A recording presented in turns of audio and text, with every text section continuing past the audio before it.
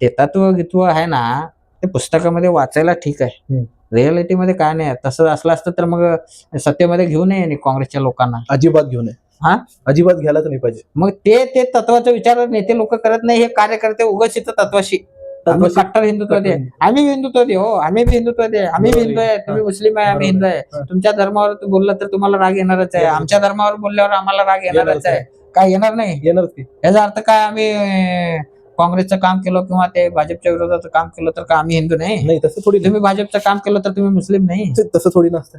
तुम्हाला कोणता नेता जवळचा आहे, कोणता पुढारी जवळचा आहे, तुम्हाला कोण रिस्पेक्ट देत आहे, तुम्हाला कोण मान सन्मान देत आहे, तुम्ही त्यांचं काम करता. मला कोण मान सन्मान देत आहे, माझ्या गोष्टीला कोण महत्व देत आहे, त्या नेत्यासोबत मी असतो. बरोबर आहे. किती ह्याच्यात काय कट्टरता आली? कट्टर म्हणणारे गटारात जावं लागेल. कट्टर काय नसतंय. जिथं अन्याय होतं तिथे विरोध करायचा. विनाकारण एखाद्याचा समाज बघून किंवा एखाद्याचा जात बघून किंवा एखाद्याचा धर्म बघून त्याला विरोध करायचा चुकीच्या गोष्ट आहे. हा, खरोखर तो व्यक्ती जर करता गुन्हेगार असेल किंवा अन्याय करत असेल तर तो हिंदू असू दे किंवा मुस्लिम असू दे त्याचा विरोध आपण करणारच. बरोबर.